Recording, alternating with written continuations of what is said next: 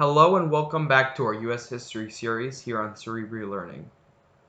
This week we'll be covering the progressive era of U.S. politics, as well as the reforms that it brought. It's the year 1897 and it's a new era for the United States. Over President William McKinley's tenure, the U.S. became much more imperialistic than it had before, and it also saw the increased exploitation of workers as a result of the government being lax in regards to labor laws. All of this spurred a new movement known as the Progressive Movement.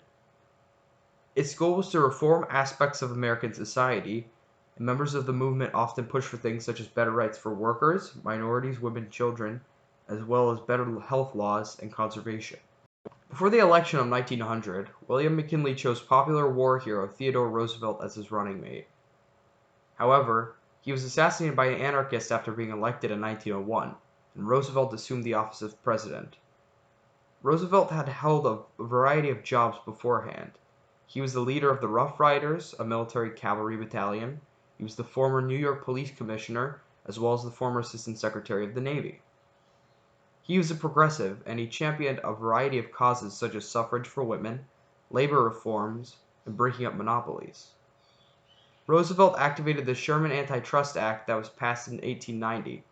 He created the Square Deal, which was designed to go after and break up monopolies, and he also was a noted conservationist. He established the national park system. He got controversy for meeting with African American activist Booker T. Washington, as many people were racistly opposed to him.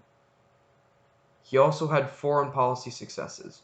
For example, he helped to negotiate the end to the Russo-Japanese War. However, after he left office in 1908, following his earlier campaign promise not to seek another term. Instead, he chose a man called William Howard Taft to be his successor. Taft was a former Secretary of War of Roosevelt, and Theodore thought that he would continue his progressive reforms. Taft broke up trusts even more than Roosevelt did at first, but he eventually became much more conservative.